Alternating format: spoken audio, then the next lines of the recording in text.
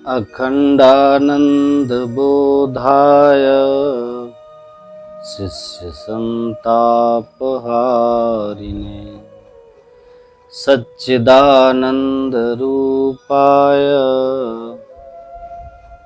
रामाय गुरुवे नमः।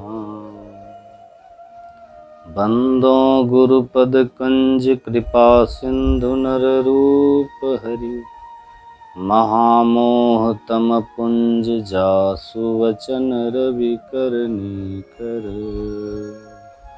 धन्य धन्य सद्गुरु सुखद महिमा कही न जाय। जो कुछ कहूँ तुम्हारी कृपा मोते कछु न बसाय।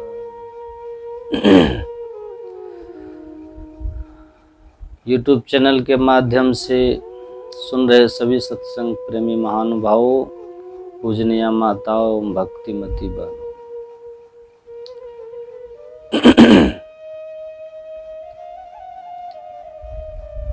एक महात्मा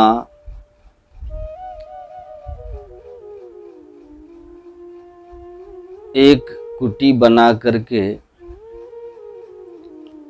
ध्यान किया करते थे और बीच बीच में लोगों को ज्ञानोपदेश भी करने जाते थे। उनके दर्शन के लिए भक्त भी आते थे।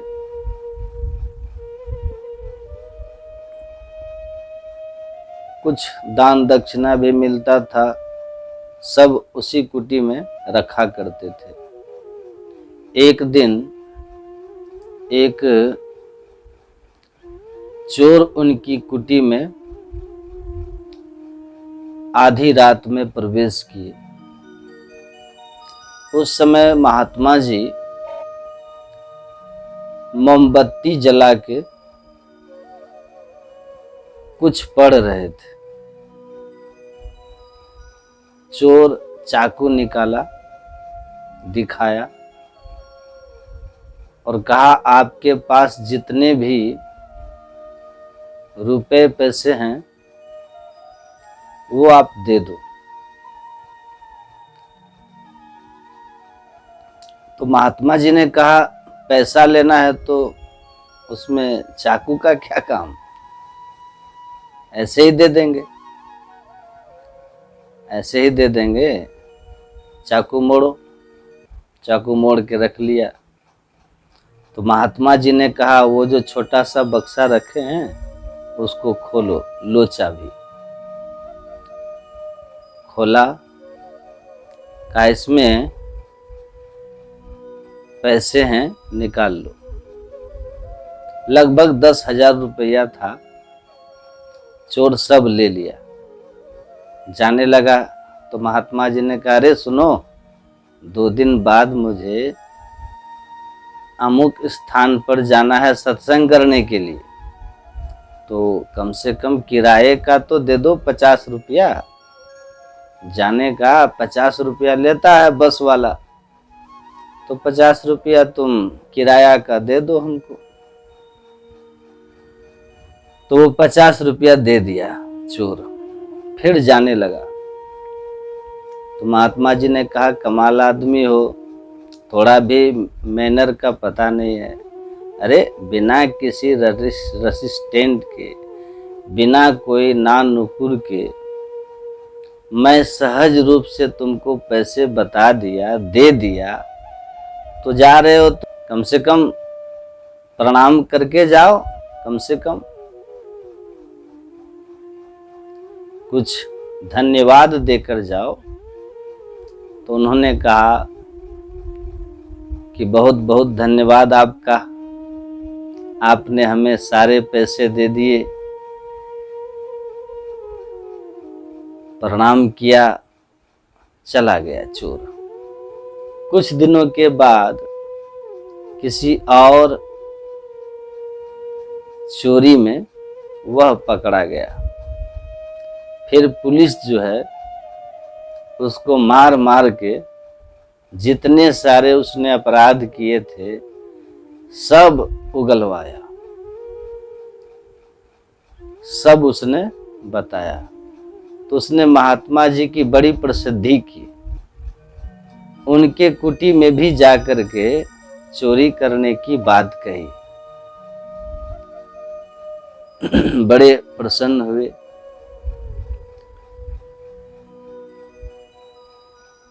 तो महात्मा जी को खबर मिली।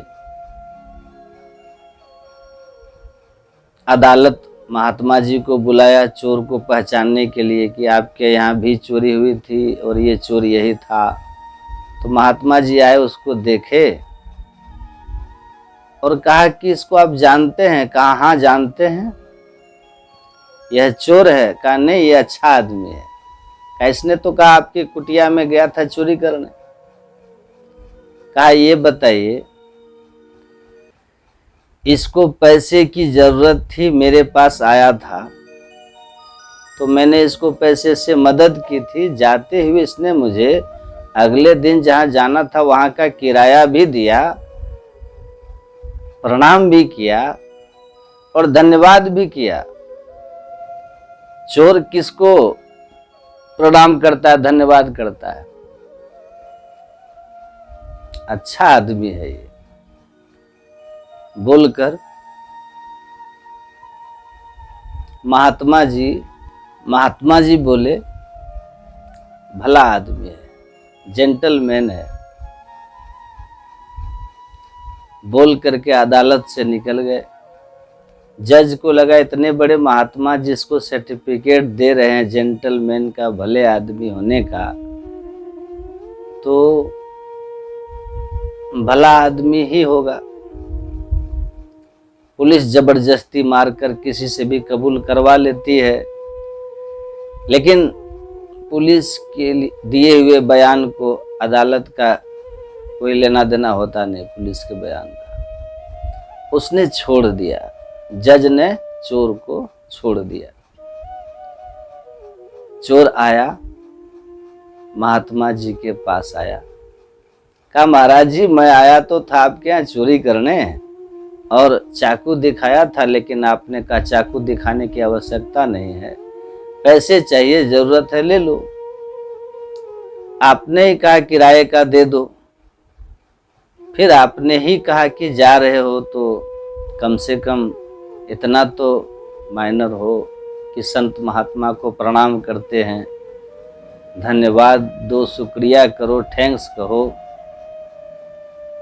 जैसा आपने कहा मैं वैसा किया, पर हूं तो मैं चोर और गया तो था चोरी करने, लेकिन आपने कहा ये चोर नहीं, भला आदमी है। महात्मा जी ने कहा बेटा ऐसा है, जब से मेरे अंदर का चोर मर गया ना, मुझे संसार में कोई चोर नजर आता नहीं है। मेरे अंदर का चोर जब मर गया तो मुझे संसार में कोई चोर नजर आता नहीं। बस मेरी नजर ही ऐसी है, मेरी नजर ही ऐसी है। मैं देखिए संतों की नजर कैसी होती है। बंदों संत समान चित, हित अनहित नहीं को, अंजुलि गत शुभ सुमन जिमी, सम सुगंध कर दो। संत जो होते हैं, सज्जन दुर्जन जो चले आवे, एक ही दृष्टि निहार, वो एक ही दृष्टि से सबको देखते हैं। उनकी नजर ही ऐसी होती है कि वो चाह करके भी किसी के प्रति दुर्भावना नहीं करते। सज्जन हो दुर्जन हो, इसका उनसे कुछ लेना देना होता नहीं। वो सब पर कृपा दृष्टि ही डालते हैं, कृपा दृष्टि ही डालते हैं। मतलब हमारे परमाराध्य सदगुरु महर्षि में ही परमहंस जी महाराज कहते हैं, संत अनजाने में सपने में भी कभी किसी का अहित नहीं करते, बुरा नहीं करते। साधु ते होय न कारज हानि, इनका भी बुरा नहीं करते जो उनका बुरा करते।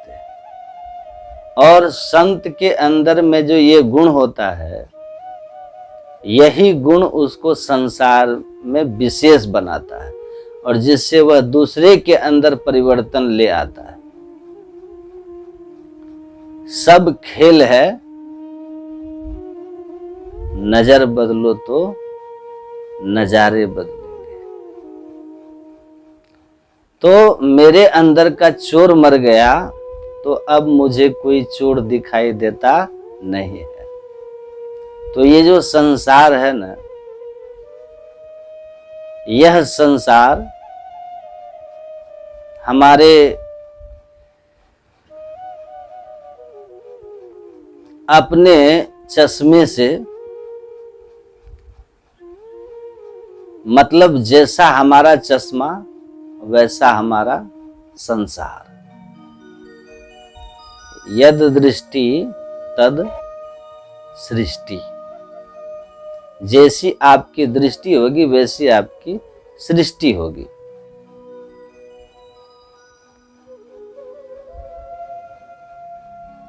कहते हैं ना, एक माताजी एक त्योहार के लिए, फेस्टिवल के लिए साड़ी लेने गई, तो उसने दुकान में काम कर रहे स्टाफ को बोली कि मुझे पीले रंग की, येलो कलर की साड़ी दीजिए, येलो कलर की एक साड़ी दिखाइए। तो जो स्टाफ था उसको साड़ियाँ दिखाया जा रहा है। वो जो लेडी थी वो कहती है कि मैं बार बार आपसे कह रही हूँ कि येलो कलर का चाहिए, पीले रंग की साड़ी चाहिए, और आप ब्लैक कलर दिखा रहे हो। ब्लैक हमारे यहाँ जो है अशुभ माना जाता है। किसी फेस्टिवल में, किसी उत्सव में हम उसका उपयोग काले रंग की साड़ी का करते नहीं, कपड़ों का करते नहीं। तो कहा कि अरे मैं तो पीला ही दिखा रहा हूँ। बोले मुझे बेवकूफ़ बना रहे हो, सबके सब काले हैं। तो उसने दुकान वाले की नज़र पड़ी, मालिक की नज़र पड़ी, क्या बात है? वो कह रही है पीला दिखाओ, ये दिखा रहा है वो, बोले ये काला है। तो उसने, दुकान वाले ने नज़र देखा तो कहा साड़ियाँ तो सारी पीली कलर की हैं, अब वो काला क्यों कह रही है? तो फिर उसने उसके चेहरे पे देखा तो देखा उसने चश्मे ही काले रंग के पहन रखे थे। तब चश्मे का कलर काला था, सब कुछ काला काला नजर आ रहा था। बकरी है, पशु हैं, और रेगिस्तानी इलाका है, वहाँ हरे हरे घासों का अभाव है।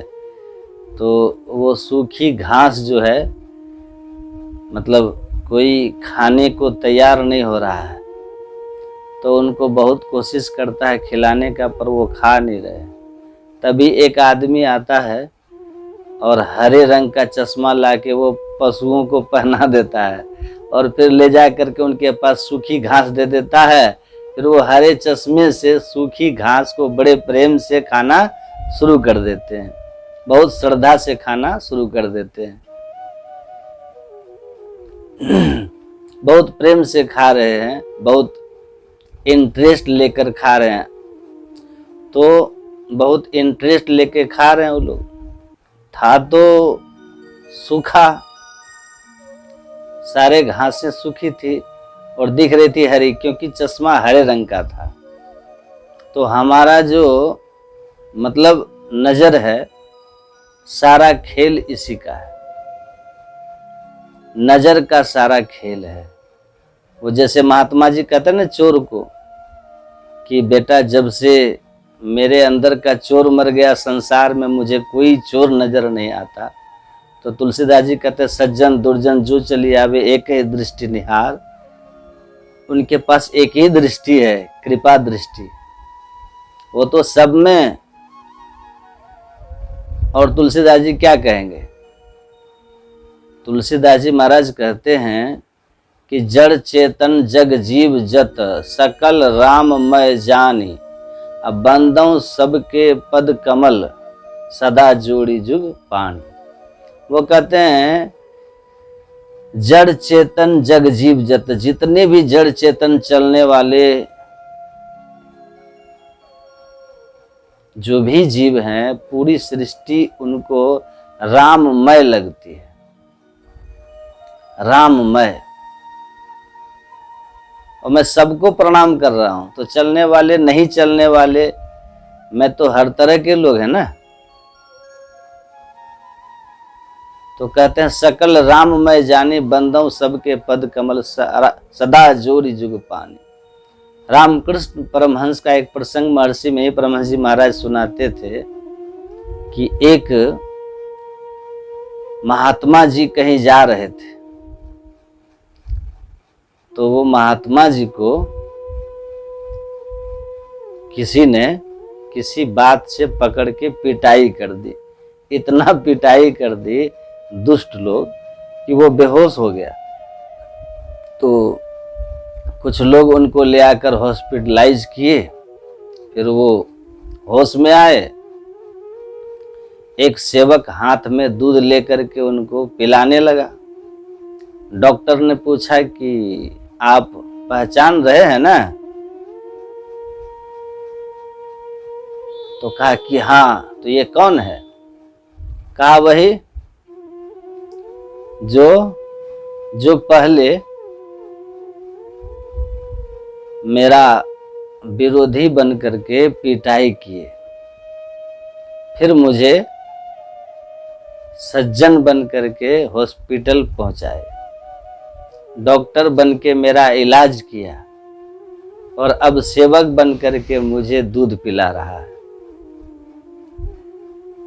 पहचानता हूं मैं हर रूप में तुमको, चाहे तुम मेरे जीवन में भले बन के आओ या बुरे बन कर आओ, लेकिन मैं तुम्हें हर रूप में पहचानता हूं कि तू ही तू है, दूसरा कोई है नहीं।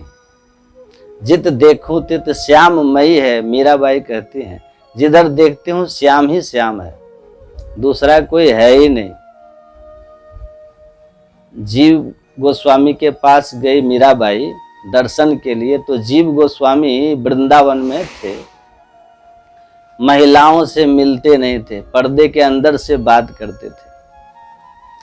तो मीराबाई गई, सेवकों को कही जीव गोस्वामी जी का दर्शन करने आई हूँ। तो सेवकों ने कहा कि वो तो स्त्री से मिलते नहीं हैं, पर्दे के अंदर से बात करते हैं। तो मीराबाई ने कहा कि मैं तो एक ही पुरुष जानती हूँ दुनिया में, कृष्ण को, ये दूसरा पुरुष वृंदावन में कौन आ गया? बाकी तो सब गोपियां हैं, पुरुष तो वही एक है, ये दूसरा पुरुष कौन आया? तो इनको जो है जीव गोस्वामी को समझ हुआ, जीव गोस्वामी को यह बात समझ में आ गई कि वो ठीक कह रहे हैं, और उन्होंने उसी समय पर्दे को हटा दिया और कहा कि आप ठीक कह रहे हैं, आप ठीक कह रहे हैं। तो एक समय जब आया तो मीरा कहती है कि जित देखूं तित श्याममयी है, अब कोई गोपियां भी नहीं बची है, अब केवल और केवल कृष्ण रह गया। बुल्ला साहब हुए, वो कहते हैं कि रांझा रांझा कहते कहते आपे रांझा होई। रांझा समझ रहे हैं? हीर रांझा में हीर जो है वो रांझा उनके प्रेमी हैं। तो वो बुल्ला साहब कहते हैं रांझा रांझा कहते कहते आपे रांझा होई, मैं बिच रांझा मैं रांझे बिच, और न दूजा कोई। दूसरा कौन है? मैं रांझे में हूं, रांझा मुझ में, दूसरा कहीं अब कोई है ही नहीं, एक ही एक की सत्ता रह गई।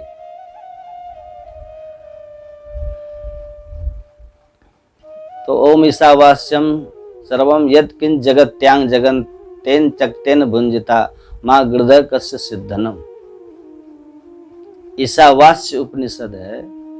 इसमें ऋषि कह रहे हैं कि यह सचराचर जगत जो है वो ब्रह्ममय है, लेकिन वही बात है कि चश्मे का कलर अगर ब्लैक है तो उसको हर कपड़ा में एक ही कलर नजर आएगा। तो यद दृष्टि तद सृष्टि, आपकी दृष्टि कैसी है वैसी आपकी सृष्टि है।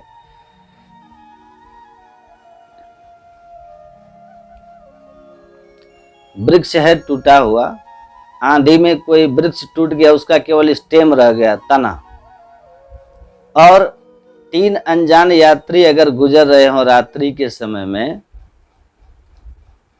तो स्वामी विवेकानंद जी कहते थे अगर कोई व्यापारी जा रहा है, उसके पास पैसा है, तो उसके मन में ये गुणावन चल रहा होगा, ये विचार चल रहा होगा कि कहीं अंधेरे में कोई अपराधी, कोई बदमाश हमसे पैसे न छीन ले।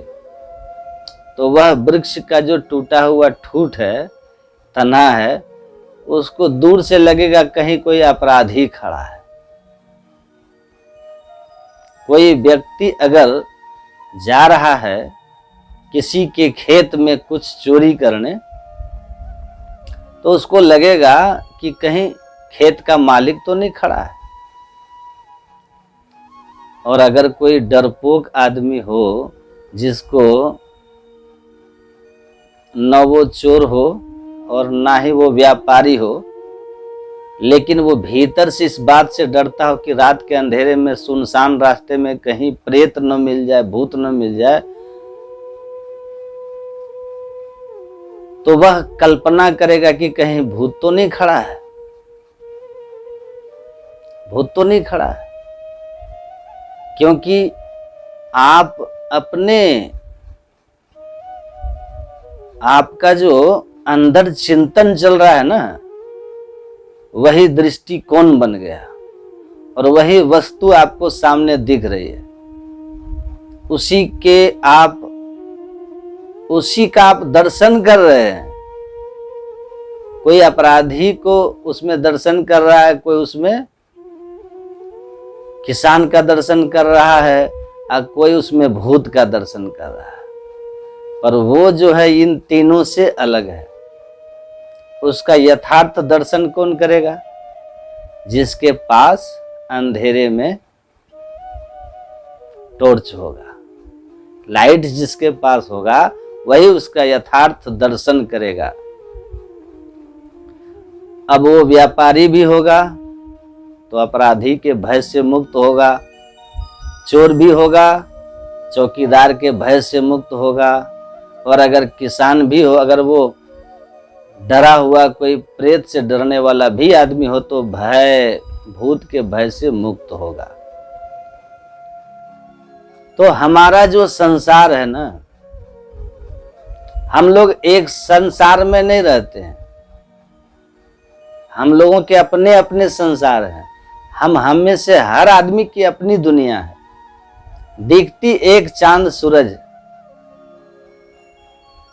कि हम अंदर हैं, चांद सूरज के अंदर हैं, हम एक चांद तारों के बीच में हैं, परंतु सबकी दुनिया एक जैसी नहीं है। सबका दुनिया के लेकर के नजरिया एक जैसा नहीं है।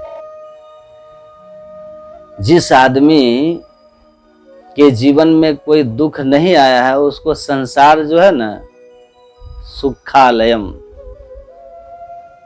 है ना, अनविचार रमणीय महा, मतलब कहते हैं ना कि सावन के अंधे को हरियाली सब जगह नजर आती है।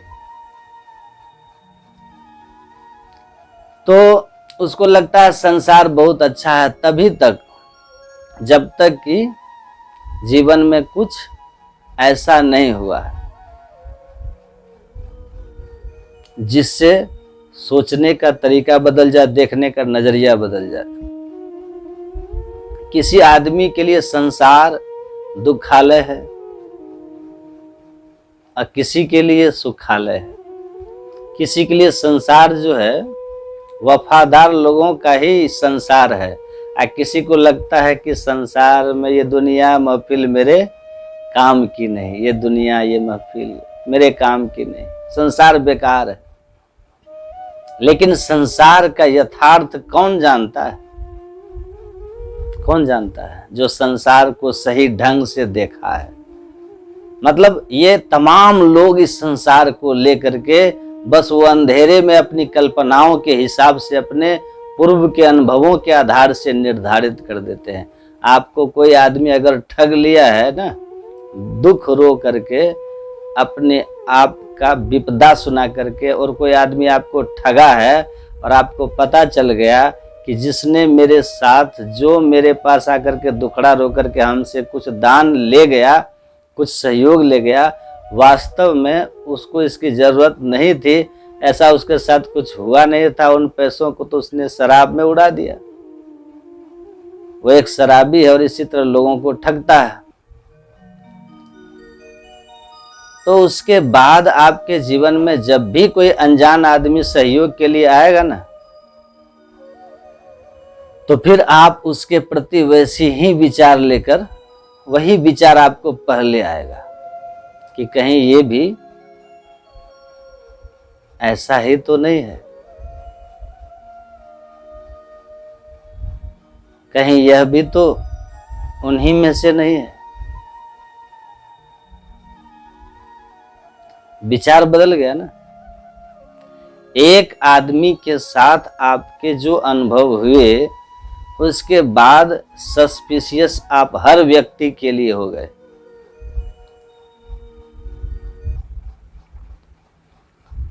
तो हमारा दृष्टिकोण जो है, हमारे अपने अनुभवों पर यह संसार बना हुआ है। लेकिन संसार का एक स्वरूप तो होगा ना, यानी वृक्ष, टूटा हुआ वृक्ष की उसकी वास्तविकता है। नजरिया अलग अलग है, ये हमारी अज्ञानता है। हम अपने विचारों से, अपने पास्ट के एक्सपीरियंस से कुछ तय कर लेते हैं, फिर उसी तरह संसार को समझते हैं, उसी तरह हमारा व्यवहार हो जाता है और वही हमारी पहचान हो जाती है। हम आस्तिक हैं कि नास्तिक हैं, सतोगुण है कि तमोगुणी हैं।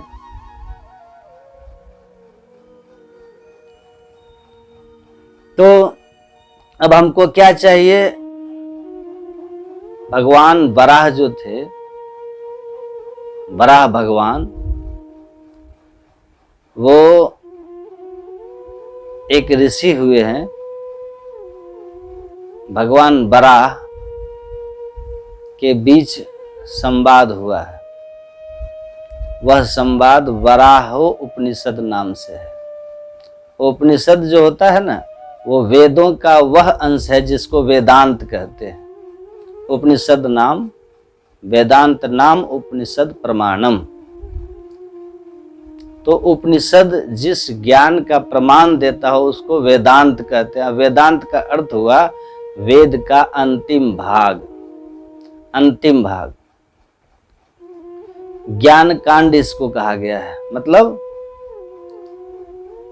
इसमें उनकी वाणियां हैं जो ऋषि महर्षि आत्मोन्नति के शिखर पर जो पहुंचे हुए, जो संसार के यथार्थ को जाना, जिन्होंने अहम ब्रह्मास्मि, मैं ब्रह्म हूं, इस अवस्था को प्राप्त कर लिया। जो मैं ब्रह्म हूं की अवस्था को प्राप्त कर लिया, जो ब्रह्म को, ईश्वर को, परमात्मा को पहचान लिया, जान लिया, प्रकृति के कण कण में उसको उपलब्ध कर लिया।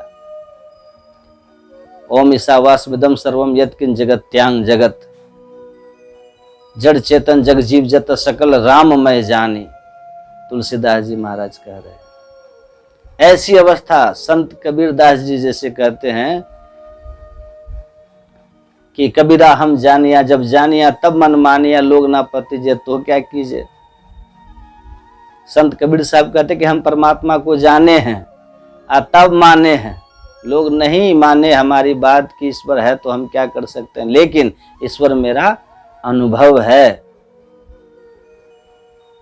मेरा अनुभव है। हमारे सदगुरु महाराज कहते हैं, हम प्रभु प्रभु हम एक ही होई, और द्वंद्व और द्वैत रहे नहीं कोई, मैं ही ऐसी आरती कीजिए भव मह जन्म बहुरी नहीं लीजिए। कहते हैं हम और प्रभु एक ही हो गए। बाइबल में है एक चैप्टर है जॉन, उसमें जो उसका 10वां अध्याय है, उसमें ईसा कहते हैं मैं और मेरे पिता दोनों एक ही हैं। केवल व्यवहार में हम बोलते हैं मेरे पिता, लेकिन मैं और मेरे पिता वास्तव में एक ही हैं। तो जीव और ब्रह्म दोनों एक ही हैं। अंतर इतना ही है कि जीवः शिवः शिवः जीवः स जीवः केवलो शिवः तुषा बद्धेन बृहस्या तुषा भावेन तंडुलः। कहा जो शिव है वही जीव है, और जो जीव है वही शिव है। कहा दोनों में अंतर क्या है, जीव तो दुख में है ना, जीव जो है वो तो मतलब कि थोड़े देर के लिए उसको सुख का भ्रम होता है, बस। वास्तविकता है कि जीव मतलब दुख में। कोई भी आदमी से आप हृदय पर हाथ रख करके पूछिएगा ना, एकांत शांत में, कि आपका जो संसार है परफेक्ट है, तो वो जरूर कहेगा कि सब कुछ तो ठीक है, बट। अब बट के बाद पॉइंट वहां पॉइंट 1 पॉइंट 2 इतना बोलने कि आपको लगेगा पूछना ही व्यर्थ हो गया। फंस गए पूछ के इस आदमी से इसका हाल चाल, इतना दुख है इसके पास, इतनी समस्याएं हैं इसके पास। तो संसार है, इसको भगवान कृष्ण ने कहा दुखालयम, दुखों का घर है। यहां तो दुखालयम है। बस अगर आपको सुखालयम लग रहा है ना, भगवान बुद्ध बहुत सुंदर उदाहरण देते थे कि कोई व्यक्ति है जो एक बड़ा सा बोझ लेकर, भार लेकर अपने सिर पे जा रहा है। चलते चलते सिर में दर्द होने लगा, तो उस बोझ को कंधे पे रख लिया, तो उसका सिर स्वाभाविक है कि हल्का हो गया, तो फील गुड हो गया, अच्छा अनुभव करने लगा। तो उसको लगता हाँ अब दुख चला गया, अब सुखी हो गए। लेकिन थोड़ी देर के बाद जो है ना, कंधे में दर्द शुरू हुआ। अब वो कहता है कि कंधा दर्द कर रहा है। फिर उस भार को वो पीठ पे ले जाता है, झुक जाता है, पीठ पे ले लेता है, कहता हाँ। फिर पीठ का दर्द शुरू, तो फिर उठा के सिर पे ले आया, फिर कंधे पे ले गया, फिर पीठ पे ले गया। इस तरह से वो अपनी यात्रा करता है। संसार के लोगों का भी ऐसा ही जीवन यात्रा है। बस ऐसे ही उनकी यात्रा होती है। थोड़ी देर के लिए सुखी होते हैं, फिर दुखी होते हैं। हमारे गुरु महाराज तो कहते हैं क्षण ही फुलावत क्षण मुरझावत, जगत बिटप की रीति, और फरत फरस हर शोक द्वेदार पात विपरीति। कहते ये संसार एक ऐसा वृक्ष है ना, इस संसार रूपी वृक्ष पर हर्ष और शोक दोनों के फल लगे होते हैं, और एक क्षण में हर्ष का फल आएगा, दूसरे क्षण में शोक का फल आएगा। मतलब किसी न्यूज को, समाचार को सुन करके आप बड़े हर्षित होते हैं, दूसरे क्षण किसी और समाचार को सुन करके आप दुखी हो जाते हैं। ये सुख दुख क्षण क्षण बदलता है। बस वही सिर से कंधा, कंधा से पीठ, इस तरह से सुख की उम्मीद लिए, उम्मीद पर दुनिया कायम है, और उस सुख की उम्मीद लिए आप अपने जीवन यात्रा को समाप्त कर लेते हैं।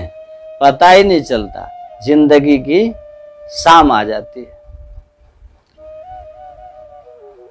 एक लड़की परियों की दुनिया में चली गई, परियों की दुनिया में चली गई।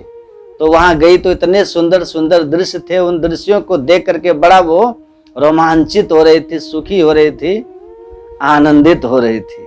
पर जब दोपहर हुआ तो भूख जगी, प्यास लगी। तो भूख प्यास बुझाने के लिए वो परियों की दुनिया में गई। परियों की रानी की कमरे में गई, महल में गई, तो गई तो वहां देखी कि पास में एक बहुत सुंदर ठंडे जल का झरना बह रहा है। अब परियों की रानी अपने एक हाथ में एक बड़ी सी थाली में बहुत सुंदर सुंदर स्वादिष्ट भोजन लेकर के, फूड है उसमें, वो लेकर के एक हाथ में इस तरह से खड़ी हैं और दूसरे हाथ से वो उसको इशारा करती है कि आओ भोजन ग्रहण करो, जल पियो, संतुष्ट हो जाओ। अब वो दौड़ती है, दौड़ती है, दौड़ते दौड़ते दौड़ते दौड़ते, पर वो जो डिस्टेंस है ना दोनों के बीच में, वो मिट ही नहीं रहा है। डिस्टेंस खत्म ही नहीं हो रहा है। अब वो दौड़ रही है, दौड़ रही है, दौड़ रही है। शाम होने को आई, थक गई, कहती है कैसी दुनिया है तुम्हारी, सामने खड़ी हो, दिख रही हो, भोजन जल सब सामने है, पर सुबह दोपहर से शाम होने को आई और मैं थक के चूर हो गई, लेकिन तुम तक पहुंच नहीं पा रही हो। ये कैसी दुनिया है तुम्हारी आभासी दुनिया, दिख रहा है पर पहुंच नहीं हो रही है। तो परियों की रानी ने कहा कि जिस दुनिया से तुम आई हो वो दुनिया इससे अलग नहीं है, बिल्कुल ऐसी ही है, बिल्कुल ऐसे ही। बचपन से जवानी तक आदमी जो है ना एकदम मस्त रहता है, टेंशन फ्री। जैसे वो बच्ची सुबह से दोपहर तक वो सुंदर सुंदर दृश्यों को देखकर आनंद ले रही थी, उसके बाद भूख प्यास आती है। तो हम जैसे जैसे बड़े और छोटे होते हैं, जैसे जैसे हमारे जीवन में कोई तनाव नहीं होता, छोटे से बड़े जो होते हैं बड़े फ्री होते हैं, बड़े जैसे जैसे होते जाते हैं फिर हमारा जीवन तनावों से भरने लगता है। जब आदमी का युवा अवस्था आता है ना, उस समय हमारे जीवन में बहुत सारे मांग हो जाती है, बहुत सारे डिमांड्स होते हैं। फिर रूप रस गंध स्पर्श और शब्द, ये संसार में 5 ऐसी चीजें हैं जिनके पीछे हम भागते हैं।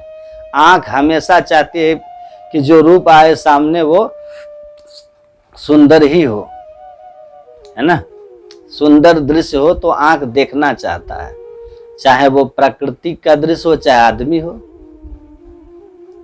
कान जो है ना अनुकूल शब्दों को सुनना चाहता है। तारीफ के शब्द दिन भर चले कोई बात नहीं है, चलते रहे, अनुकूल बातें हो रही हैं, कान को अच्छा लगता है, हम उसके पीछे भागते कि हमारी तारीफ हो, हमारी बड़ाई हो। जिह्वा जो है हमारा, ये हमसे हमेशा क्या मांगते रहता है, अच्छे अच्छे भोजन, रोज अच्छे अच्छे इसको भोजन चाहिए, चेंज कर करके चाहिए, है ना। और हमारी जो नाक है इसको चाहिए सुगंध। इसलिए देखते हैं ना, सुगंध लगाते हैं, ऊपर से फिर स्पर्श, ऑपोजिट अट्रैक्शन जो होता है। तो ये जो 5 चीज है ना, ये हमें मतलब जिंदगी मांगती है हमसे, और फिर हम इन 5 को के पीछे भागते हैं सेटिस्फैक्शन के लिए। और कहते हैं ना, भर्तृहरि थे, पहले राजा थे, बाद में उनको वैराग्य हो गया संसार की नश्वरता से। कई कहानियां हैं, कोई कहते हैं अपनी 500 रानियों में एक को बहुत मानते थे तो उनकी बेवफाई से वैराग्य हुआ। कई कहानियां कि उसकी मृत्यु से वैराग्य हुआ। तो संसार की नश्वरता को उनको समझ में आया तो वैरागी जीवन में हो गए, गुरु गोरखनाथ जी के शिष्य बने। उन्होंने लिखा है कि भोगम न भुक्त्वा वयमेव भुक्ताः, मतलब ये जो रूप रस गंध स्पर्श और शब्द, ये पंच विषय है ना, जो हमारे पंच ज्ञान इंद्रियां हैं, ऑर्गन ऑफ सेंस जो हैं, जिनके थ्रू हम उनको, मतलब जिनका हम इंजॉय करते हैं इन सेंसेस के द्वारा, तो इनके पीछे भागते हुए हमारा तो जीवन खत्म, हम ही खत्म हो जाते हैं और ये इंजॉयमेंट रह जाते हैं, ये हमें ही भोग जाते हैं। मतलब देखिए कि चश्मा लग गया ना, संसार से रूप खत्म हुआ नहीं, आंखें हम लोग की खराब होने लगी। श्रवण से तारीफ सुनते सुनते, अनुकूल गीत गाने सुनते सुनते आपके कान की आवाज ऊंची सुनाई देने लगी, कान कमजोर हो गया, लेकिन संसार के शब्द तो खत्म नहीं हुए। तो हम क्या भोगेंगे भोगों को, भोग ही हमें भोग जाते हैं, हम कमजोर हो जाते हैं। पता चला कि हम ही भोग लिए गए, गलत फहमी थी हमारी। कहते हैं कालो नहीं आती वे में भी आता। समय हम कहते हैं बीत रहा है, समय क्या बीत रहा है? कोई बता दो कि जनवरी से दिसंबर के बाहर का कोई टाइम आया आज तक? मंडे से संडे, इसके बाहर टाइम आता ही नहीं, और हम पता चला कि हम ही बीत गए। बचपन, जवानी, भगवान कृष्ण कहते हैं बचपना जन्म लिए बड़े हुए, जवानी आई वृद्धावस्था आई, और इति श्री रेवाखंडे लाइफ अध्याय समाप्त। लेकिन समय चल ही रहा है, तो असंतुष्ट ही रह गए। तो कहते हैं ना कि एक आदमी मिट्टी का घड़ा बेच रहा था, वो पेड़ के नीचे गर्मियों में, जिसमें पानी रखते हैं। अब वो सो रहा था, ठंडी हवा चल रही थी, गर्मी का समय था, वो सो रहा था। एक कार पर एक आदमी आया, उन्होंने कार रोका और कार रोक करके कहा कि क्या कर रहे हो तुम? बोला घड़े बेच रहे हैं। बोला ऐसे घड़ा बेचा जाता है? MBA किया होगा, ट्रेनर होगा, या कोई मोटिवेशनल टीचर होगा। उनके पास मोटिवेशन जो है ना, सेल्फ मोटिवेशन नहीं है। वो जो आपको मोटिवेट कर रहा है ना, वो उसने जीवन में एक लक्ष्य बना रखा है कि मुझे अपने जीवन में इतना पैसा, इतना ये, इतना वो, इसने एक लक्ष्य बना रखा है। और उस अपने टारगेट को पाने के लिए वो मोटिवेट करके मोटिवेशनल स्पीकर बना हुआ है, और वो सेल्फ मोटिवेटेड नहीं है। आप 1 करोड़ उत्पात मचा दो किसी संत महात्मा के जीवन में, वो डिमोटिवेट हो ही नहीं सकते, हमेशा मोटिवेट रहेंगे। सूली पे लटका दोगे वो उसमें भी कि मेरे पिता इन्हें क्षमा कर देना, ये अज्ञानी लोग हैं। ऐसा 72 तरह से कबीर साहब को कष्ट दिया जाता है, के साथ कितना कुछ हुआ, लेकिन उन्होंने कभी भी डिमोटिवेट नहीं हुए, अपने लक्ष्य की तरफ सहजता से बढ़ते रहे, लोक कल्याण के लिए। क्योंकि वो अंदर से मेडिटेशन किया, उसकी नजरिया बदल गई संसार देखने की। वो आत्म सर्वभूतेषु देख रहा है, कैसे डिमोटिवेट हो जाएगा? आपके जिह्वा का दांत कभी कभी कष्ट देता है कि नहीं? कभी कभी आपके दांत ही आपके जिह्वा को काट देता है, लेकिन आप अपने दांत के ऊपर कभी क्रोध करके उसके साथ कुछ कोई पनिशमेंट करते कि दांत को, मेरे जिह्वा को क्यों काटा? क्योंकि आपको पता है दांत और जिह्वा दोनों मेरे ही हैं। वैसे ही जो संत होते हैं उनकी दृष्टि ही ऐसी होती है, उनको बस यही लगता है कि जो मुझे कष्ट दे रहा है वो भी मैं ही हूं, मेरा ही है, और जो मेरी प्रशंसा कर रहा है वो भी मेरा ही है। इसीलिए चाह के भी संत किसी का अहित नहीं कर सकते। सदगुरु महाराज जी को जिंदा जला के मारने की जिस आदमी ने कोशिश की थी, लोगों ने कहा कि शराब दे दीजिए, कहा बिल्कुल नहीं। जब जीवनी लिख रहे थे तो कहा कि इनका नाम लिखिए, वो घटना लिख रहे थे, कौन आदमी आपको जिंदा जला के मारना का चाह रहा था। तो गुरु महाराज जी ने कहा कि एक आदमी की गलती के लिए आप इतिहास में उस पूरे खानदान को विलेन नहीं बना सकते कि एक आदमी गलती किया था मुझे मारने का, पूरे परिवार उसका विलेन हो जाएगा, लोक दृष्टि में गिर जाएगा। हमारे लाखों करोड़ों भक्त हैं, जब भी पढ़ेंगे तो उस परिवार को गालियां देंगे। तो कहा कि तो गांव का नाम लिख देते हैं। कहा ये तो और बेवकूफ़ी होगी, एक आदमी की गलती के लिए पूरे गांव को आप खराब कर दोगे।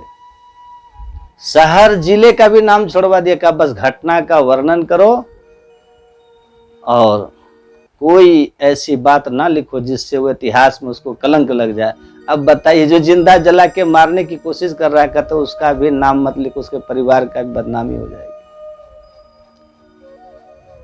तो ये मोटिवेशन है, ये डिमोटिवेटेड लोग कर सकता है।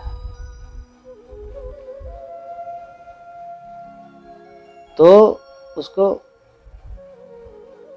मोटिवेट करने लगा कि पेड़ के नीचे बैठे हुए से थोड़ी ना कोई घड़ा बेचा जाता है, वो बता रहा हूं।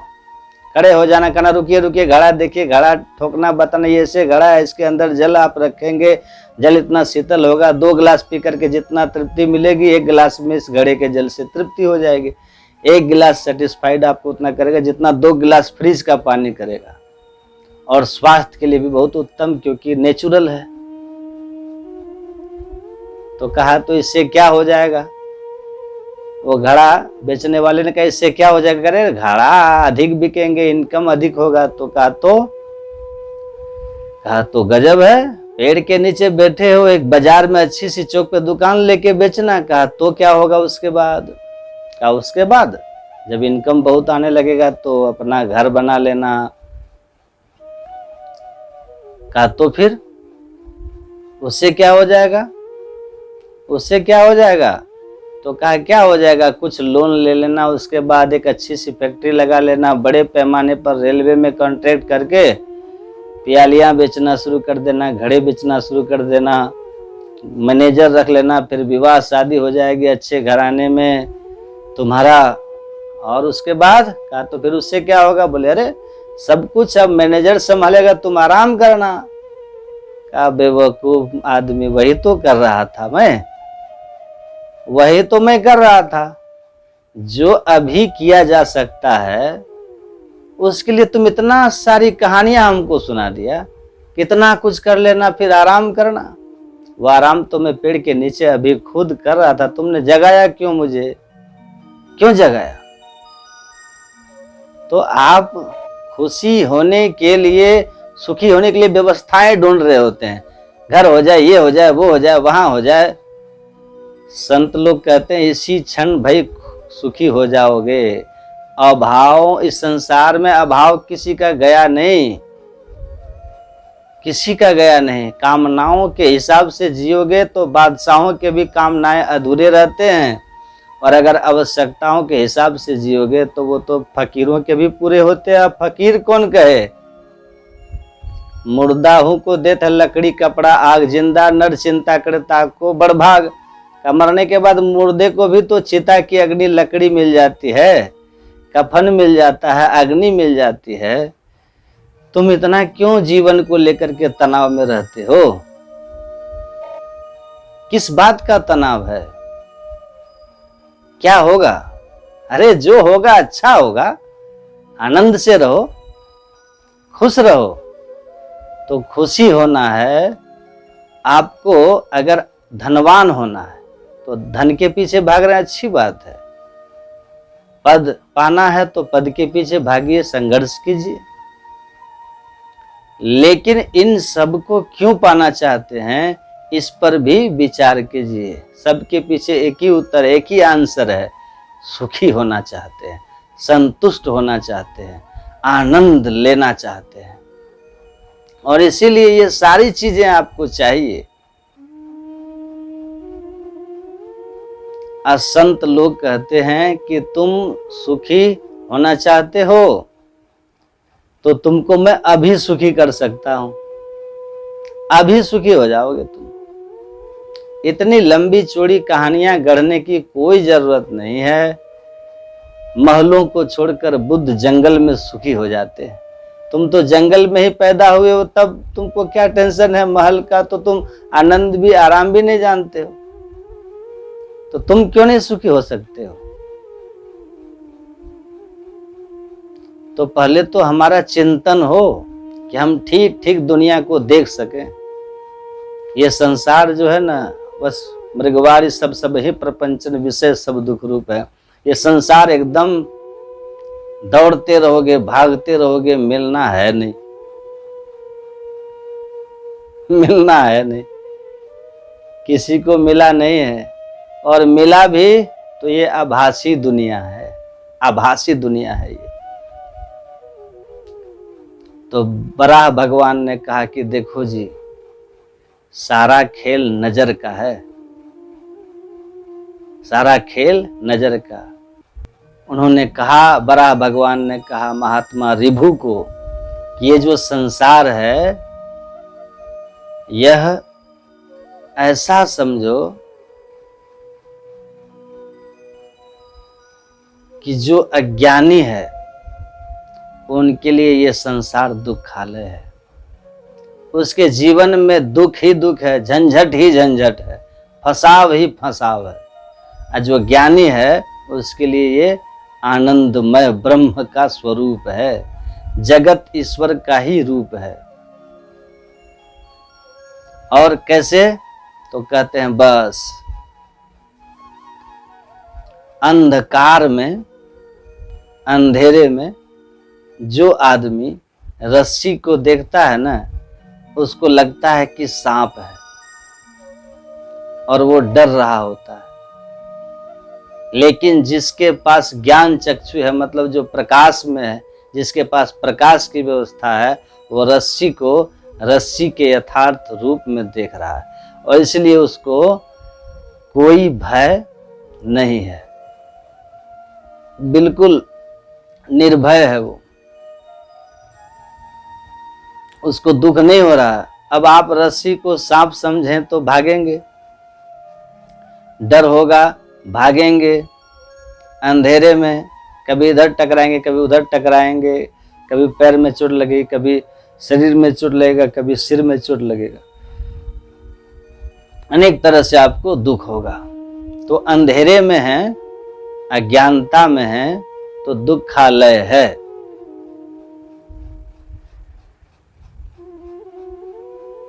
रस्सी पर बेवजह आप दुखी हो रहे हैं, अंधकार के कारण। अंधकार में है, ज्ञान चक्षु हो गया, प्रकाश हो गया, वास्तविकता का बोध हुआ, कोई कहीं नहीं है। अर्नेस्ट बेकर हुए अमेरिका में, एक पुस्तक है, उसमें उन्होंने लिखा है दुनिया में जो सार्वभौमिक फियर है, जो सब जगह पाया जाता है, वो फियर ऑफ डेथ, मृत्यु का भय है, जो सब में है। सब डरते हैं मृत्यु से। नाम ले लो, बूढ़ा बूढ़ा आदमी रूह कांप जाते हैं। साधो ये मुर्दन के गांव, पीर मरे पैगंबर मर गए जिंदा जोगी, राजा मर गए प्रजा मर गए वेद और रोगी। यहाँ तो सभी मरते। एक महात्मा जी का कोई कम्बल चुरा लिया, वो शमशान भूमि में बैठे थे। लोगों ने कहा महाराज जी क्या हुआ? कहा कि कम्बल चोरी हो गई। कहा कहाँ? तो कुटिया से। तो बोला कुटी से कम्बल चोरी हो तो यहाँ क्यों बैठे हैं? चोर तो गांव में होगा ना। चोर के इंतजार में, कहा चोर तो गांव में होगा, यहाँ इंतजार कर रहे। कहा कि चोर चाहे दुकान में हो, गांव में हो, दुकान में हो, मकान में हो, शमशान से कोई बच नहीं सकता। यहाँ तो आना ही है। इंतजार में हूँ, आज नहीं तो कल जाओगे कहाँ? यहाँ से कोई बचता है क्या? कोई नहीं बचता। यहाँ टाइम का कोई ठिकाना नहीं है, वो कभी भी किसी का आ जाता है। और इस फेरे में मत रहिए कोई। अपनी मृत्यु का पता, अपनी मृत्यु का पता कंस को था कि नहीं था? था ना, कंस को था ना। इसका 8वां पुत्र मेरी मृत्यु का कारण होगा। उसको मालूम था ना कि मेरी मृत्यु कहाँ है, होनी है, देवकी के 8वें पुत्र से।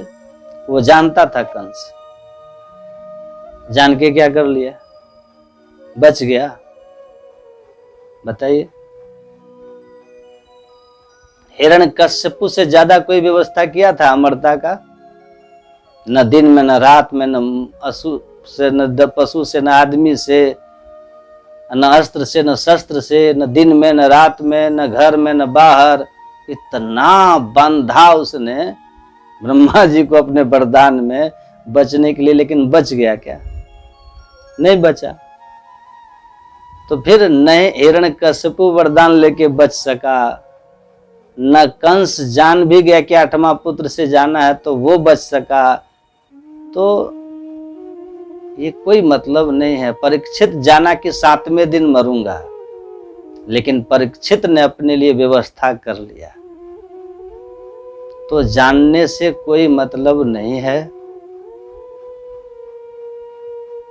आप किस तरह से जीवन को जिए ये महत्वपूर्ण है।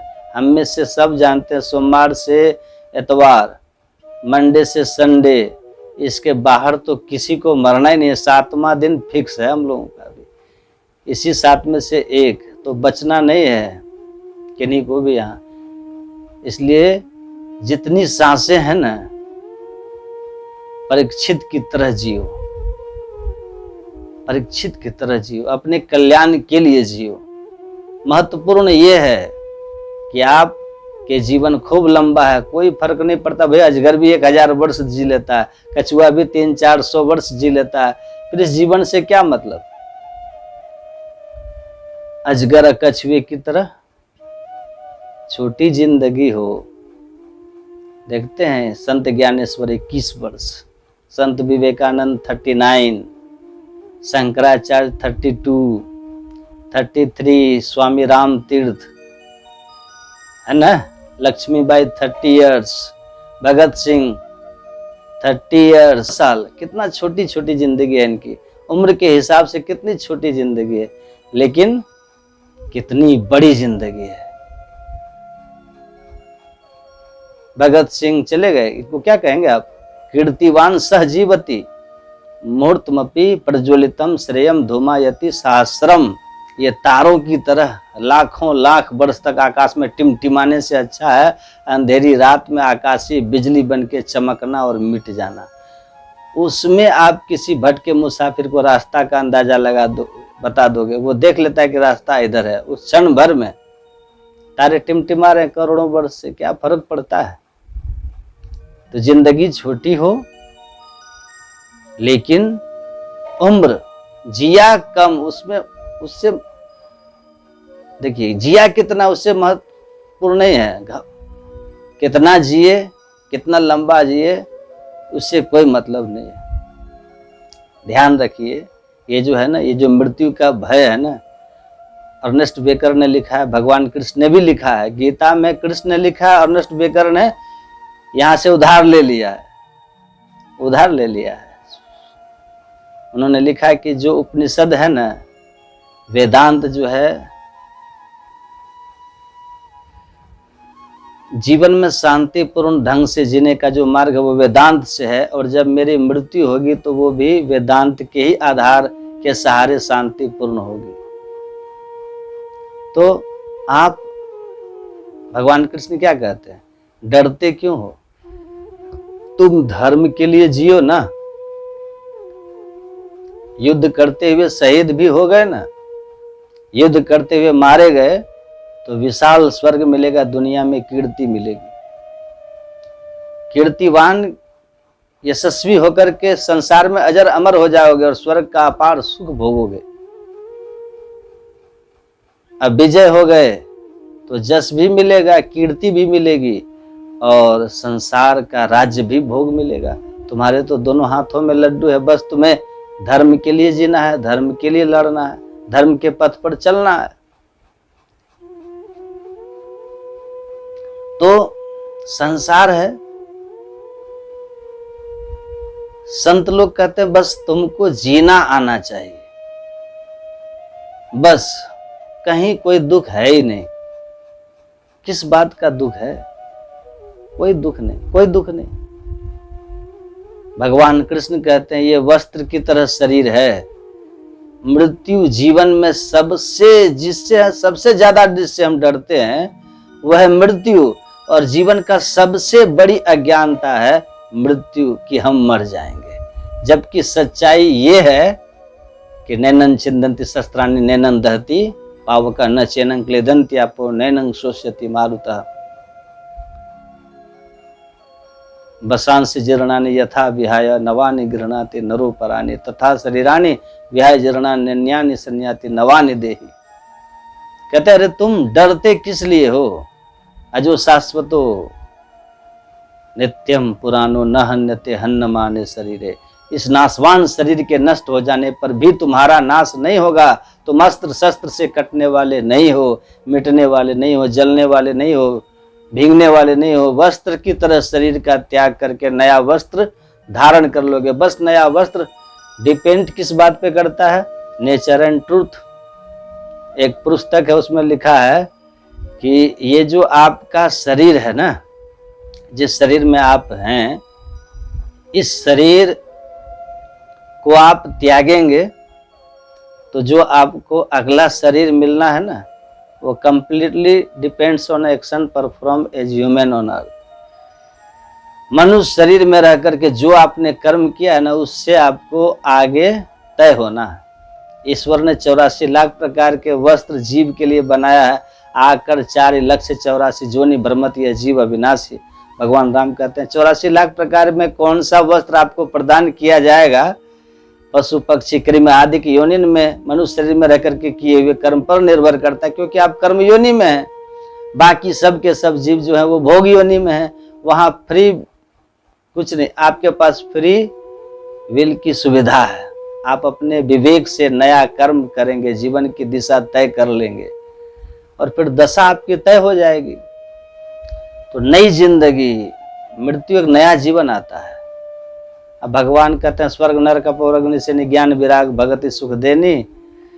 तो मतलब जीवन की 3 ही दिशा होती है। एक है जिसमें ज्यादातर लोग चल रहे हैं नरक, दुख, नीच योनियां,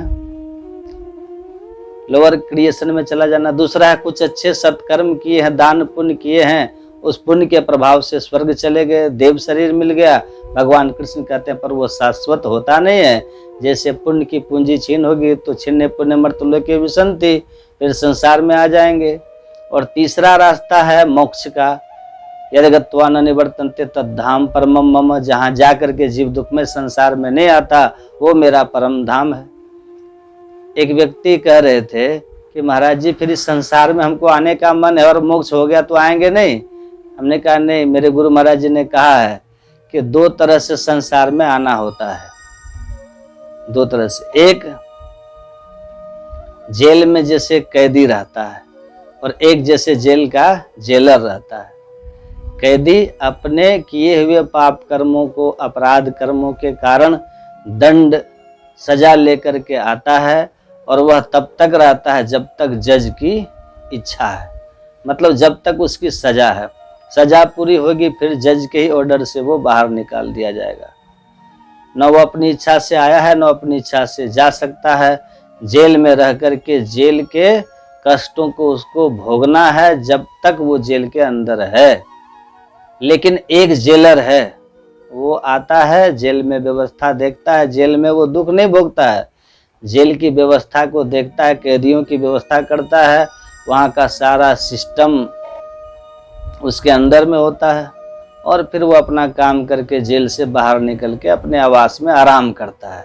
तो हमारे गुरु महाराज जी कहते थे मुक्त पुरुष ऐसे ही होते हैं। वो अपनी मौज से ही संसार में आते हैं, जीव हित आप ही आवे। वो इस संसार में जब तक रहते हैं तो जेलर की तरह रहते हैं और संसार को छोड़ते हैं तो जेलर की तरह अपनी इच्छा से जाते हैं, परम धाम में रहते हैं। गुरु गोविंद सिंह ने कहा फिर उसकी हुक्म से, आज्ञा से फिर संसार चक्र में यहाँ आते हैं जेलर की तरह और संसार का भला करते हैं और चले जाते हैं। उनकी मौज है, वो आए, उनकी इच्छा न है। वो स्वामी है, मालिक है। तो आप मालिक की तरह जीना चाहते हो, जेलर की तरह दुनिया में रहना चाहते हो, या दुनिया रूपी जेल खाना में कैदी की तरह रहना चाहते हो? आप पर निर्भर करता, वही मोक्ष है। संत उसी राह पे चलते हैं, इसीलिए उनकी वो मोक्ष पाए हुए जीवन मुक्त महापुरुष होते हैं। जैसा अमृत विष तैसा, जैसा मान तैसा अपमान, हर शोक जाके नहीं शत्रु मित्र समान, कह नानक सुन रे मना मुक्तता ही तू जान। तो वो मुक्त पुरुष है तो मोक्ष की ओर चलना है। ये रास्ता आपके जीवन का सर्वोत्तम मार्ग है। और इसलिए तुलसीदास जी महाराज लिखते हैं कि जही मार्ग सुरति साध लखावे, तेई मग चलत सबे सुख पावे, पाइये सुख हरि कृपा संसार आशा तजी रहे, सपनों ने दुख दोष दर्शन बात कोटि को कहे। जो रास्ता संत महात्मा बताए हैं, धर्म ग्रंथ बताए हैं, उस राह पे चलेंगे तो सदा का सुख मिलेगा। सदग्रंथों के मार्ग पर, संतों के मार्ग पर संसार में भी सुखी रहोगे और परलोक में भी सुखी रहोगे। लोअर क्रिएशन में नहीं जाओगे, वस्त्र मिलेगा तो उत्तम मिलेगा, अंत में मोक्ष भी मिलेगा, मोक्ष भी मिल जाएगा। निम्न अवस्था में आप जा नहीं सकते हैं, क्योंकि कर्म की दिशा ऊंची है तो गति ऊंची ऊंची होती है, अंत में मोक्ष हो जाएगा। तो ये जो संसार है, तो मृत्यु जो है, हम डरते हैं, लेकिन क्या है कि हम मृत्यु को जानते नहीं, इसलिए डर रहे हैं कि मर जाएंगे। वो कहते हैं सबसे बड़ा जीवन में जो मनुष्य का भय है बड़ा, वो मृत्यु है, और मृत्यु सबसे बड़ा झूठ है। कबीर मृत्यु को समझ गए हैं, अपनी अमरता को जैसे बोध को प्राप्त कर लिए कि मैं अमर हूँ, ईश्वर अंश जीव अविनाशी, चेतन अमल सहज सुख राशि, ये मेरा स्वरूप है। तो कबीर कहते जा मरने से जग डरे मेरो मन आनंद, कब मरी हो कब पाई हो पूर्ण परमानंद। कैसी मृत्यु? तो उनको परिचय हो गया है, उनकी स्थिति है। बंदाबीर बैरागी को फर्रुखसियर जो था, औरंगजेब का पुत्र था, वो पकड़ लिया, उसको कहता धर्मांतरण कराओ, कहा नहीं कराएंगे। तो उसको आग में चिमटे को गर्म करके उसके शरीर का मांस नोचता था, और ये मुस्कुराता था। गुरु गोविंद सिंह के शिष्य थे बंदाबीर बैरागी। तो कहा कि तुमको हम नोच रहे हैं, तुमको कष्ट नहीं हो रहा है क्या? तो कहा तुम मुझे नहीं, मेरे शरीर को नोच रहे हो। मेरे यहाँ भगवान कृष्ण हुए, उनका ये ज्ञान गीता में है कि मैं शरीर नहीं हूँ, आत्मा हूँ। अब मैं अविनाशी आत्मा हूँ, न हन्नते हन्न माने शरीरे। मैं शरीर के नाश होने पे भी नाश को प्राप्त नहीं होता हूँ। तो तुम शरीर को नोच रहे हो, मुझे नहीं, मेरे पास तुम्हारा अस्त्र शस्त्र पहुंच ही नहीं सकता है। और ये जो मेरा ज्ञान है, ये गीता केवल पढ़ के नहीं है, अपने गुरु की कृपा से मैंने साधन करके अपने इस अविनाशी स्वरूप को उपलब्ध कर लिया हूँ। अब मैं अपने स्वरूप में हूँ, और जब स्वरूप में स्थित हो गया तो फिर कैसा दुख। बहुत सुंदर गुरु महाराज जी समझाते थे कि स्वरूप स्थित महापुरुष जो होते हैं, समाधि में वो परमात्मा के साथ होते हैं। और जब शरीर भाव में आए तो कहते थे ऐसे, शरीर भाव में भी वो ऐसे ही रहते हैं। और कोई बहुत गर्मी का समय है और ठंडे जल के तालाब में आप जाकर के इतना पानी में रहें, इतना पानी में, तो बाहर संसार को आप देखेंगे कि नहीं, अनुभव करेंगे। लेकिन आपको गर्मी आम आदमी की तुलना में कितना कम लगेगा। पूरा शरीर ठंडा है, उसके असर से आप बीच बीच में जब सर आपका गर्म होने लगे तो वो क्या करते हैं, जब शरीर भाव में रहते हैं तब भी आनंद में रहते हैं, और फिर धीरे से बीच बीच में समाधि का सुख लेकर के फिर उस थोड़ा बहुत संसार का प्रभाव आया, फिर समाधि ले लिया, अंतर्मुखी हो गए।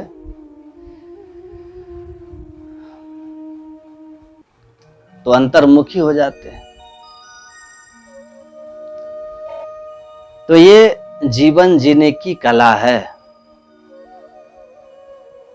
इस कला को ठीक ठीक जान जाइए तो आपका जीवन आनंदमय है। कहा जिनको जीने की कला नहीं आती उसके लिए जीवन क्या है? वही रस्सी में सांप का भय। अब भय के कारण डर, डर डर से भाग रहे हो, कांप रहे हो, टकरा रहे हो, ठोकरे खा रहे हो, दुख उठा रहे हो। अगर प्रकाश है तो रस्सी है, भय की कहीं कोई बात नहीं है। तो ज्ञान जब होगा तो अपने आप को, अपने अमृत स्वरूप से आप परिचय हो जाएंगे। आप फिर भय किसी बात का नहीं होगा। भय किस बात का? बंदाबीर बैरागी मुस्कुरा रहे हैं, चमड़े का मांस नोचा जा रहा है, सहज भाव में है।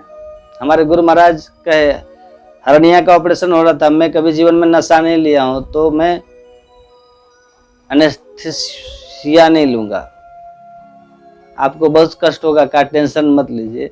आप ऑपरेशन कीजिए, निश्चिंत रहिए। सदगुरु महर्षि मही परमा जी महाराज को ऑपरेशन थिएटर में ले गए और इन्होंने कहा कितनी देर लगेगी, तो कहा कि 40-45 मिनट का। ठीक है, आप ऑपरेशन कीजिए। शरीर जैसे एकदम से सिमट गए, शरीर से सिमट गए, शरीर नास नाड़ी धड़कन सब बंद हो गया। ऑपरेशन हो गया, उसके बाद होश ही नहीं आया। डॉक्टर लोग डर गए कि ये तो मर गए। तो पूज्य बाबा थे महर्षि संत शिवी जी महाराज ने कहा आप डरिए नहीं, हमारे गुरु महाराज जी महायोगी हैं, ये मोक्ष के द्वार में अपने को समेट लिए हैं, इसलिए 10वें द्वार में सिमटे हुए हैं। तो आप 9 द्वार के खेल को जानते हैं। थोड़ी देर के बाद फिर उनका सब कुछ चलना शुरू हो गया, शरीर भाव में आ गए, डुबकी मार ली थी, समाधि में थे, शरीर से इंद्रियों से चेतना को सिमटाव कर लिए थे। ये योग की कला है। नानक जीवतिया वहीं मरी रही, ऐसा जो कमाइए। जीते जी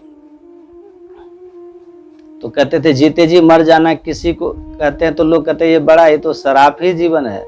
लेकिन योग की दृष्टि से जीते जी मरना सीख जाओगे तो ये श्रापित जीवन नहीं, यही वास्तविक जीवन है योगिक दृष्टि से। तो ठीक ठीक आपको अपनी दृष्टि का बस एक ही उपाय है, 1 करोड़ उपाय नहीं है, एक ही उपाय है। क्या उपाय है? दृष्टि का आप बदलाव चाहते हैं तो ध्यान कीजिए। ध्यान कीजिएगा तो चित्त वृत्ति का सिमटाव होगा। ध्यान मतलब शून्यगत मन को ले जाना, निर्विषय मन को करना।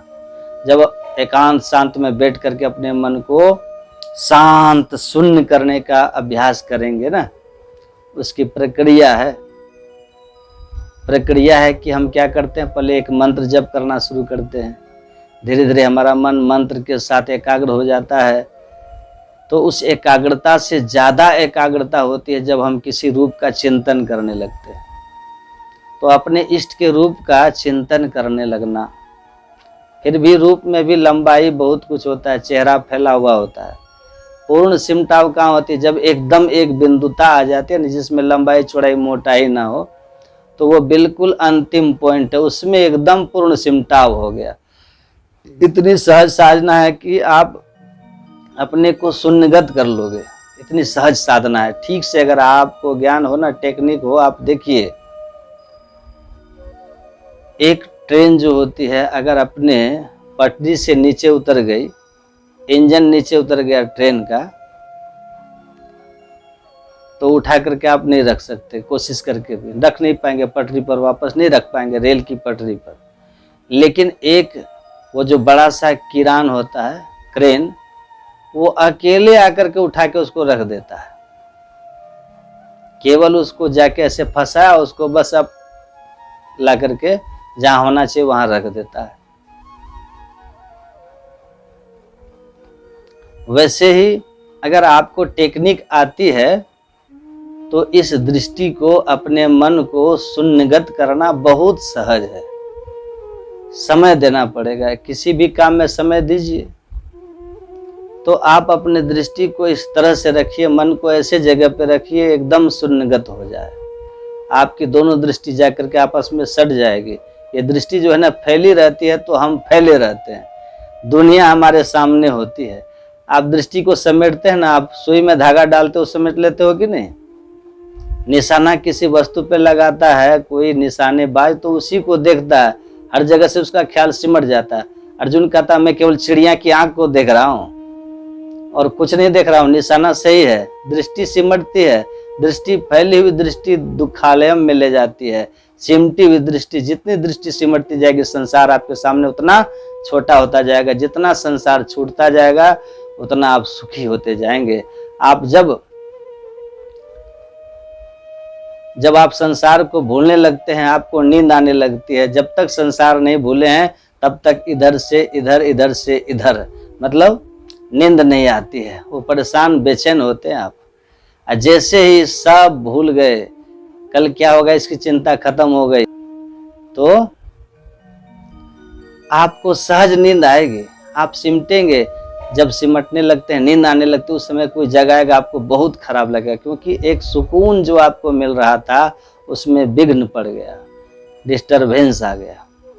तो सोते हुए जो हमको शांति महसूस हो रहा है, ये ईश्वर दिखा रहे हैं कि आप अपने अंदर जितना सिमटोगे उतनी ही शांति है, और जितना बाहर फैलोगे उतनी ही अशांति है। तो जितना फैलाव होगा उतनी अशांति होगी, जितना सिमटाव होगा उतनी शांति होगी। बस तो आप जब सिमटते हो ना, नींद में चले जाते हो तो थोड़ा नीचे चले जाते हो, कंठ में आ जाते हो, स्वप्न देखने लगते हो, हृदय में आ जाते हो, जीव जब आता है तो गहरी नींद हो जाती है। लेकिन ये जीव जागृत में आंख में रहता है, इससे नीचे उतरता है। इसको